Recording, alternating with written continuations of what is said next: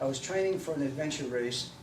So I was running the Dipsy one afternoon, and I came off Suicide, which is really steep, and goes into this beautiful shaded area, and it was dappled, and the sun was really high, and this root was sticking up, and I didn't see it.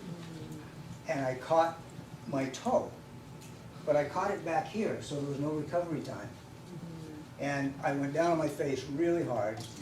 I got a severe concussion, didn't really understand how bad it was, continued running over to Stinson, then I hitchhiked back.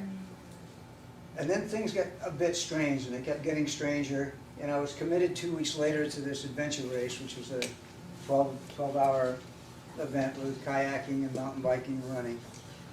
And so I continued to train, and then I did the race.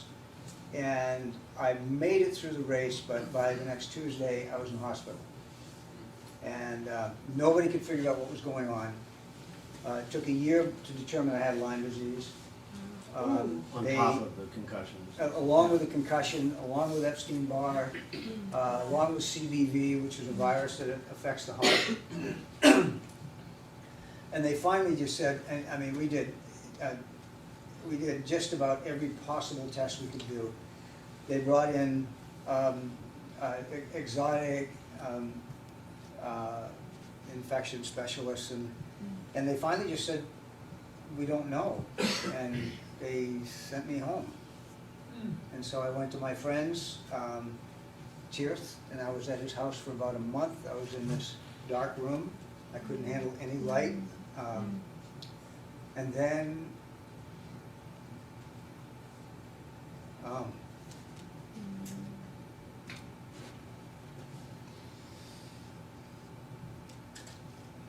then I left Tirth, and I went to Jamboree's.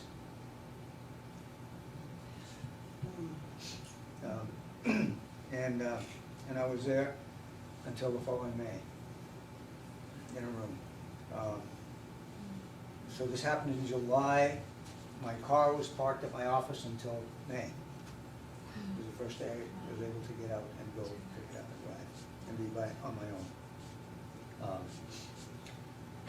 During that time, I had a real chance to sit and look at what was important in my life, to be very still, because I couldn't do anything but be still. And I realized that I needed to have priorities, and I needed to have a few priorities that I would not compromise. And then everything else could go on around in life. I could be pushed around in any way. So I chose those. And one of them was nutrition, one of them was exercise, one of them was my family. Because I went overnight from being a practitioner, fairly successful, being an athlete, fairly successful, being a parent, fairly successful, and every identity I had was gone instantly. And I couldn't even thank somebody for a glass of water. It was really a wake-up call.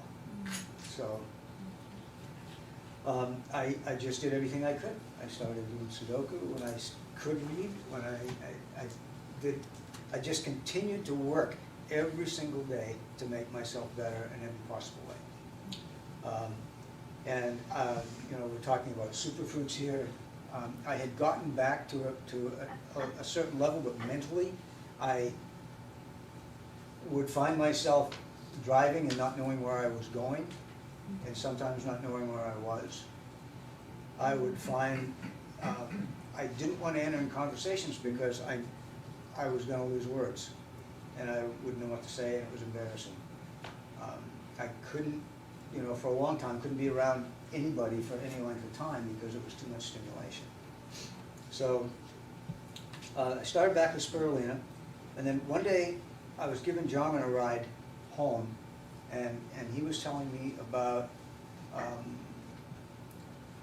believe it was his girlfriend's mother had Alzheimer's. Sabina's mom had Alzheimer's, and he gave her some Neurobright, and that she was doing some better with that. And I took the bottle, and within 2 weeks there was a really noticeable difference in my mental acuity. And then I continued, then I got started with the hydrocell and microhydrant, and I used that in my training. So I put those things together. I was biking at that time. When I did the microhydrant, the hydrocell and the spirulina, I went 1 week. I had worked up to 125 miles a week. The next week I did 200 miles. The next week I did 200 miles. And the next week I did 300 miles. And that was a difference in my ability to recover and my performance. And now StemKine. And I know Kevin is going to talk about StemKine in a minute, but I want to just tell you the results that I've seen. I made a list because I didn't want to forget it, and I forgot the list.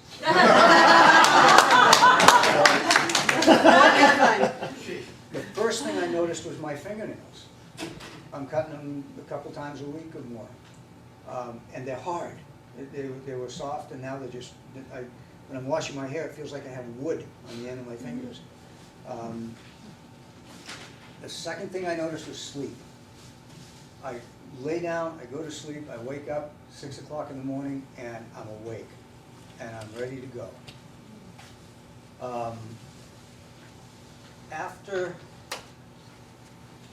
Ever since I was really ill, my whole recovery process, it's like I have to get up over this level of fatigue to do my day.